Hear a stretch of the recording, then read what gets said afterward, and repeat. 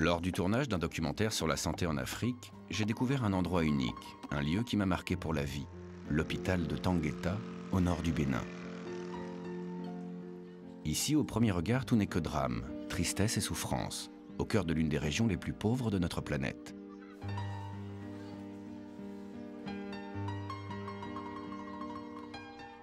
Mais il se passe à Tangueta quelque chose d'incroyable.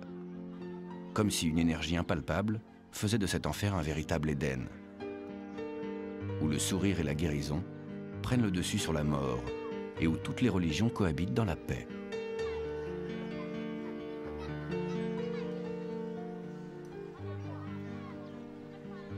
J'ai voulu en savoir plus et suis retourné là-bas à la rencontre des fondateurs de cet hôpital, les frères de l'ordre hospitalier de Saint-Jean-de-Dieu.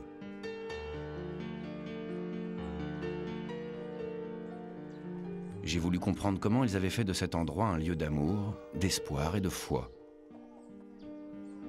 Je vais vous raconter le miracle de Tangueta.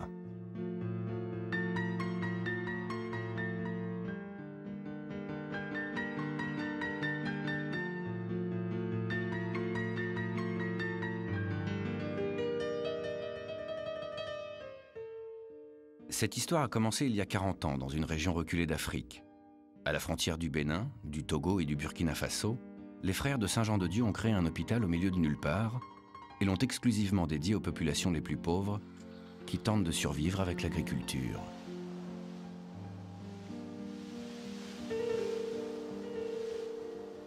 Au départ, sans eau ni électricité, les frères sont partis de rien pour bâtir cet hôpital qui n'a fait que s'agrandir au fil des années et au rythme des épidémies. Les malades y viennent de très loin, parfois plusieurs semaines de voyage à dos d'âne, à moto, en bus ou à pied. La réputation de Tangueta est si grande que tous y viennent dans l'espoir de guérir, à tel point que l'hôpital est presque toujours saturé. Parmi les frères de la communauté de Saint-Jean-de-Dieu, il y a le frère Florent. D'abord infirmier, il est devenu médecin, puis chirurgien. C'est lui qui porte l'hôpital à bout de bras depuis le début. Ce matin, il est appelé au chevet d'une malade dont le cas semble préoccupant. Oui, c'est une femme qui était en grossesse de 3 mois à peu près et elle a consulté dans un centre parce qu'elle avait des maux de ventre et parce qu'elle saignait. Ils l'ont référée ici un peu tard malheureusement. Elle a expulsé le fœtus, le placenta était dedans. Le docteur, hier, il a évacué le placenta. Mais aujourd'hui, avec la perfusion comme ça, elle s'est améliorée un peu et elle a manifesté une péritonite. Quand on a ouvert, on a trouvé l'intestin pourri. Donc ça nous a pris tout l'après-midi.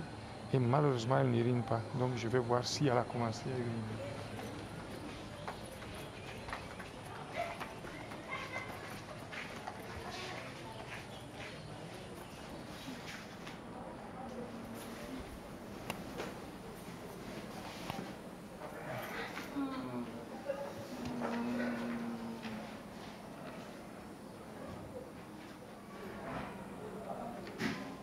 Et tout est déséquilibré complètement. Tout est complètement altéré.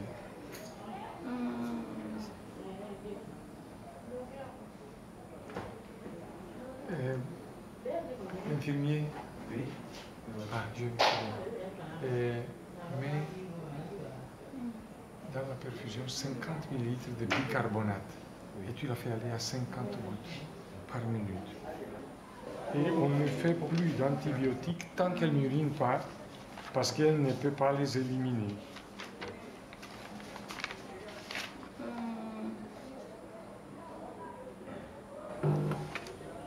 Voilà. Ça c'est quoi? Le soir, malheureusement, l'alimentation électrique de la ville nous fait souvent défaut. Maintenant, dans quelques secondes, le groupe électrogène va remplacer, mais ça nous crée des grands problèmes du point de vue des équipements. On a plein d'équipements qui sont gâtés parce qu'après, quand le courant revient, souvent il a un voltage trop élevé et il fait des désastres. Ça va. Le résultat n'est pas...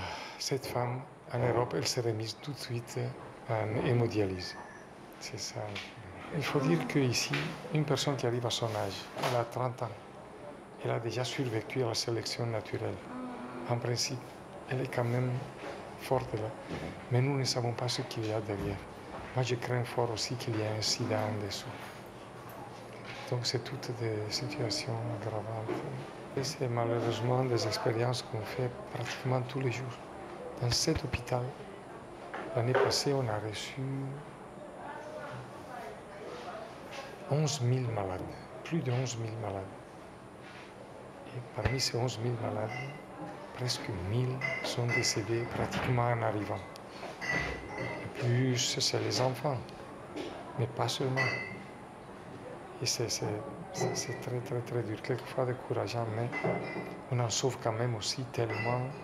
Et malgré ça, la population des alentours, mais alentours, je veux dire centaines et centaines de kilomètres, trouve que c'est l'hôpital de Tangueta qui peut sauver les cas désespérés. C'est dur. Donc, il y a des moments qui doivent être assez décourageants quand même. Enfin, c'est dur. Ouais, ouais. Et là, quand on est un homme de foi, on se réfugie dans la prière. On prie en courant. Sincèrement. En général, ça marche. S'il doit prier en courant, c'est parce que le frère Florent est toujours en mouvement. Il ne s'arrête jamais. Bonne journée. Que Dieu vous garde. Il continue sa journée par une visite des enfants hospitalisés en pédiatrie. Qu'est-ce qui se passe? Qu'est-ce qui se passe? Oi, oi, oi. Où tu as mal? Un service auquel il attache une grande importance. Ça va aller. Ciao. Ok. Je m'excuse, on m'a bloqué la route. Avec ses 99 lits, il n'est pas rare que la pédiatrie accueille plus de 200 enfants, qui arrivent toujours plus nombreux, mais devant la gravité de leur maladie, il est impossible de leur refuser les soins.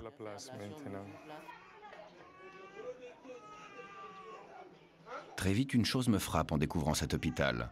C'est le silence des malades, l'absence de cris et de pleurs des enfants, une impression de courage et de dignité affichée sur tous les visages. J'ai l'impression qu'ici, les enfants ont une résistance à la douleur, enfin une faculté de supporter sans se plaindre, qui est vraiment impressionnante. C'est vrai. C'est ça qui, quelquefois, nous fait retrouver fautifs, parce qu'on ne met pas assez de précautions, disons, pour éviter la douleur. Parce qu'on voit des gens qui font comme s'ils n'avaient pas mal. Or que la douleur, je crois, elle y est pour tous. Mais ils sont habitués depuis petits à ne pas se plaindre. Et ce n'est pas fréquent qu'un enfant pleure. Même s'il a mal, il peut peut-être serrer un peu la mine. Et si vous lui demandez comment ça va, il vous dira qu'il va très bien. L'un des fléaux contre lequel l'hôpital doit lutter est l'ostéomyélite, une grave affection osseuse qui mutile chaque année des milliers d'enfants. Le petit Ibrahim, 6 ans, en est atteint et depuis 2 ans, il ne marche plus. Opéré par le frère Florent il y a quelques mois, Ibrahim semble aujourd'hui en voie de guérison, grâce à une technique médicale propre à Tangueta qui consiste à remplacer un os par un autre. On a transféré le péroné dans le reste du tibia. Plusieurs mois après, quand on a vu qu'ici ça avait bien calcifié, on a découpé le péroné distal et on l'a mis dans le tibia résiduel. Ici, on voit très bien l'os mort qu'on avait enlevé et qui a été remplacé par le péroné qui maintenant deviendra à tous les effets un gros tibia au cours des mois qui viennent. Si on ne fait pas ce type d'opération, le choix devient soit amputer et mettre une prothèse qui doit être renouvelée avec la croissance et tout, soit on fait des prothèses qui englobent la jambe branlante, mais qui sont difficiles, extrêmement coûteuses, encombrantes. Or que comme ça, l'enfant, il fera une vie normale. C'est une méthode, ça, qui vient d'où? Non, ça vient de Tangueta. C'est nous qui l'avons c'est nous qui l'avons inventé par désespoir. C'est-à-dire, on était vraiment peinés de devoir amputer. Donc on s'est dit, on va chercher une méthode qui n'est pas classique, qui n'est pas décrite, mais qui peut-être aura du résultat. On a eu du résultat la première fois. Cette patiente, je crois que c'est la 22e qu'on opère et toutes ont du succès. C'est des interventions qui ont un coût à la fin très élevé parce que l'hospitalisation dépasse souvent 1 an. Il y a plein de problèmes financiers, sociaux, affectifs, parce que la maman va être obligée d'abandonner le foyer pour s'installer ici. Ils viennent déjà de plus de 100 km. Donc il va être très difficile même pour la famille d'approvisionner la nourriture pour la maman. L'enfant sera nourri par l'hôpital. Probablement on sera amené à nourrir la maman aussi. et la maman est là avec un petit frère. Et tout ça, ça va créer des problèmes énormes, sans compter les dépenses de l'hôpital. Tout malade grave qui arrive, qu'il ait de l'argent ou pas, il est tout de suite pris en charge et hospitalisé. Après, on voit s'ils peuvent nous aider en quelque chose pour couvrir une partie, une petite partie des frais. Un enfant en pédiatrie coûte à l'hôpital 9 € par jour. Nous demandons à la famille de payer 1,5 € par jour. Et un très grand nombre ne peut pas payer cela. Voilà la situation. Mais tout enfant, tout malade, même adulte qui arrive grave, l'ordre est de l'hospitaliser et de s'en occuper. Florent doit maintenant quitter la pédiatrie car il est attendu au bloc opératoire pour une césarienne. Ciao. Ça va? Bonjour, ça va bien? Ça va, ça a été.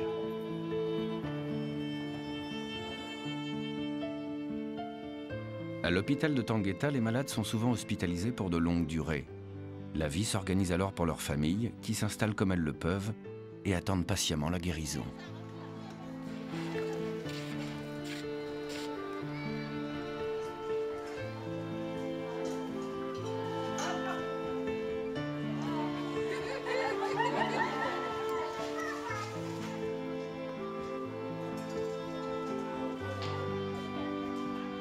Ici, la communauté de Saint-Jean-de-Dieu est composée de 9 frères qui partagent leur vie entre la prière et le travail hospitalier. J'ai voulu rencontrer le frère Boniface, qui est le vice-provincial, c'est-à-dire le représentant de la communauté dans toute la région. Il nous parle de frère Florent, qu'il connaît depuis de nombreuses années. Moi, j'ai connu Florent, je suis de la localité, je l'ai connu, j'étais encore enfant, on entendait parler de Florent, le médecin, le sorcier blanc. À l'origine, quand il est arrivé, il était infirmier. Et quand il a vu l'ampleur, le besoin sur le terrain, il est retourné en Italie pour demander à faire les études de médecine. Donc il a fait les 7 ans de médecine, il a eu son doctorat. Aussitôt, il est revenu.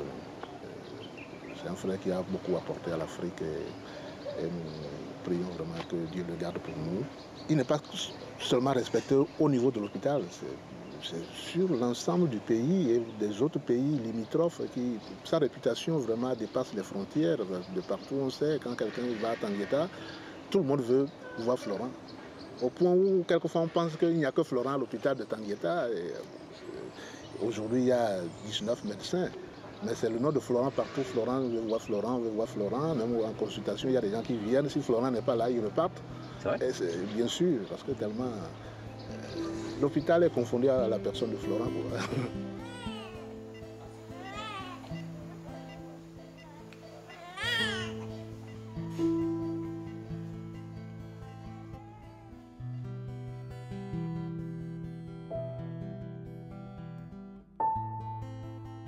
En plus des 19 médecins africains qui travaillent au quotidien à l'hôpital, de nombreux spécialistes et chirurgiens européens viennent bénévolement pour apporter leur soutien à frère Florent.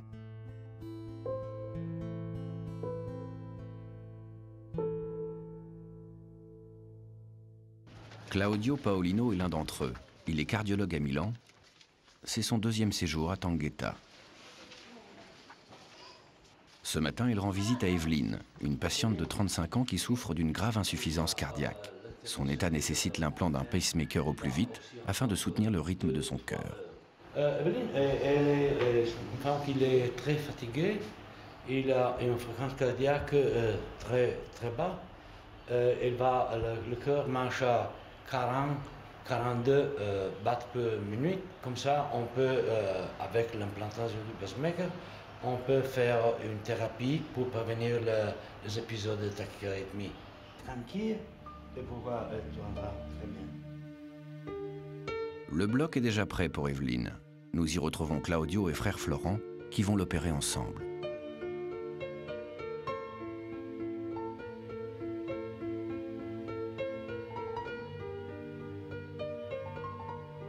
En moins d'1 heure, le pacemaker est posé. Tout s'est très bien passé. Dans 1 mois, elle peut commencer la vie normale. Alors si jamais Evelyne, elle n'avait pas eu le pacemaker, Oui. comment elle aurait évolué? Dans 2 mois, elle pouvait mourir. Mourir pour que le cœur, parce que le cœur va se fermer. J'ai voulu savoir ce que Claudio retirait de ses expériences en Afrique. Et surtout le pourquoi de sa venue ici. Pourquoi je m'enriche de sourire des enfants. Et pourquoi je pense que faire améliorer le travail de mes collègues africains, pour moi c'est important. C'est important dans ma vie. Et je crois que mon arrivée ici, c'est seulement un moyen pour m'enrichir dans l'esprit. Dans l'argent, c'est pas problème. Je l'ai en Italie. L'argent, je le fais. Ma profession, je la fais en Italie. Ici, je viens à travailler pour les personnes qui sont ici, pour les amis africains. Claudio n'est pas un vieil habitué de Tangueta, mais pourtant, il s'est déjà fait son idée sur le frère Florent. Frère Florent, c'est un grand homme. Il a fait beaucoup. Il a une personnalité très, très vive, quelquefois aussi trop vive. Mais c'est ce que fait la différence dans une personne normale et un grand homme comme Frère Florence. Comme tous les jours, la salle d'attente de l'hôpital est pleine à craquer, du lever du soleil jusqu'à tard dans la nuit. Florent enchaîne des dizaines de consultations en passant sans cesse d'une salle d'examen à l'autre pour gagner du temps. La patiente suivante n'a pas eu la chance d'être vaccinée contre la polio. Antoinette, 19 ans, est estropiée depuis l'âge de 4 ans. Son handicap la condamne à mendier dans les rues de Tangueta pour survivre. Ici, il s'agit d'un cas un peu extrême de polio qui a bousillé tous les muscles, y compris ceux du tronc, donc qui soutiennent le thorax, la colonne vertébrale et tout. Les 2 jambes sont terriblement rétractées, mais elle a la chance d'avoir 2 bras. 2 bras en corbeau. Antoinette a bien compris que pour remarcher un jour, il va lui falloir rester très longtemps à l'hôpital. Entre 8 et 12 mois de traitement, avec au moins 6 interventions, kiné et ensuite appareillage. L'hôpital de Tangueta va beaucoup plus loin que remettre les infirmes debout. Il les accompagne dans leurs premiers pas pour leur assurer un avenir. Ça n'a pas beaucoup de sens de mettre quelqu'un debout et après qu'il n'ait pas à manger. Donc il faut que la prise en charge soit complète. Donc, on fait le traitement médical et après il faut la réinsertion sociale. Et il faut lui donner la possibilité de pouvoir vivre. Et il faut lui trouver un métier qui puisse correspondre à ses capacités physiques et psychiques.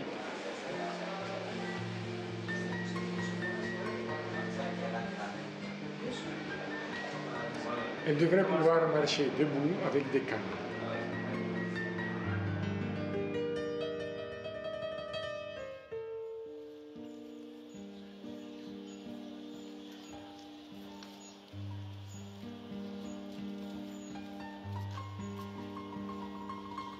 Antoinette sait qu'un calvaire de plusieurs mois l'attend à l'hôpital, mais elle sait aussi qu'elle en repartira debout. Au bloc opératoire, un autre chirurgien bénévole opère sans relâche du matin jusqu'au soir. Il s'agit du docteur Piero Buffa, lui aussi italien. C'est un ami de longue date de Florent. Il était là dès le début de cette histoire et il est toujours resté fidèle à l'hôpital en y revenant chaque année. C'est une longue histoire. La première fois, je suis arrivé ici en janvier 82. Donc cette année, ça fait 30 ans. Et ici à Tangueta, il n'y avait pas de goudron, il n'y avait pas de lumière, il n'y avait pas de téléphone, il n'y avait rien. C'était un grand bois avec un hôpital qui était la moitié de ce moment. Et il y avait le frère Florent qui travaillait tout seul ici, avec beaucoup de malades. C'était incroyable. Je crois que c'est vrai que lui est vraiment l'âme de cet hôpital. Je demande à Piero Buffa de me raconter un souvenir qu'il a marqué lors de ses nombreuses venues. Il n'hésite pas une seconde et me parle d'un nouveau-né parmi tant d'autres à qui il a sauvé la vie. Est-ce qu'il y a des choses qui marquent à vie? Oui, donc dans 2 heures, je vais voir une jeune fille, 30 ans. J'avais fait une réanimation de 2 heures quand elle est née. C'était une jumelle. Un des deux était mort tout de suite et l'autre était en arrêt cardiaque et respiratoire. J'ai fait la réanimation, massage cardiaque et respiration bouche à bouche pendant 2 heures, qui est hors de tous les protocoles. Elle est vivante. Il y avait les autres qui me disaient, quitte, il faut travailler dans l'hôpital, tu ne vois pas qu'elle est morte. C'était moins de 2 kilos. Il avait, je crois, 2 ou 3 jours de vie, mais elle était morte. Mais j'ai continué 2 heures, elle a repris et je pense, s'il y a une fille qui est vivante en Afrique, parce que j'ai été ici, ça suffit pour 10 ans, 20 ans de mission. Le nourrisson à qui il a sauvé la vie il y a 30 ans, c'est elle, cette jeune fille, Marie-Noël, étudiante en informatique à Cotonou. Elle fait les 800 km en bus pour venir voir Papa Pierrot à chacune de ses missions à Tangueta. Et à chaque fois, elle aime qu'il lui raconte son histoire. Rien, le cœur ne battait pas. Je cherchais de faire la réanimation, massage cardiaque, et après 2 heures des efforts, mon Dieu, le cœur a recommencé à battre, la respiration a repris. Quand on m'a raconté l'histoire, j'étais contente. Bon, je me suis dit que Dieu ne voulait pas que je meure. Peut-être que s'il n'était pas là, je serais morte. C'est bien possible. C'est Dieu qui a mis Papa Pierrot sur votre route? Ça, c'est sûr. C'est sûr et certain. Marie-Noël vient ici simplement pour voir Pierrot quelques heures, pour lui dire sa reconnaissance. Pendant ces quelques moments, ils partagent tous les deux le bonheur simple d'être en vie et évoquent les miracles quotidiens à Tangueta. Au terme de mon séjour à l'hôpital, il est temps pour moi d'interroger un peu plus celui qui semble être l'âme de cet endroit. J'oblige donc frère Florent à s'asseoir quelques instants pour qu'il me parle de lui et de son parcours. On m'a un peu contraint à aller dans un collège de Frères Saint-Jean-de-Dieu pour pouvoir continuer les études secondaires parce que ma famille n'avait pas de moyens. Et comme j'étais l'aîné, il disait au moins il faut qu'il étudie un peu. Je pleurais, je me rappelle, je pleurais et quand on m'a dit pourquoi je pleure, j'ai dit que c'était la fumée de la locomotive. En réalité, je n'étais pas content du tout d'intégrer cet aspirant où il fallait que je dise que je voulais être religieux, or que je n'en avais aucune intention. Je le faisais juste pour obéir à mes parents qui n'avaient pas de possibilité différente que ça. Si Florent n'avait pas la foi quand il était jeune, il a su largement démontrer le contraire en 40 ans d'Afrique, passé auprès des malades les plus pauvres. Aujourd'hui, si l'hôpital survit malgré de grandes difficultés financières, ce n'est que grâce aux nombreux donateurs qui sont pour Florent le simple fait de la providence. Vous m'avez souvent parlé de providence. Qu'est-ce que c'est la providence? Impossible de faire une peinture. Moi, la providence, je la sens. Je la ressens dans ma vie. Mais la providence, c'est sûr que c'est cette intervention de Dieu dans notre vie, dans la mesure que nous lui faisons confiance. La providence n'est pas seulement les sous, n'est pas seulement le manger. C'est quelque chose, à mon avis, qui doit arriver à nous habiter et à nous transformer en quelque chose qui n'est pas plié sur nous-mêmes, mais qui va vers les autres. Et je crois que c'est dans la mesure où notre vie est orientée vers les autres. Dieu est obligé à intervenir parce que ces autres, c'est ceux que lui il a mis sur notre route.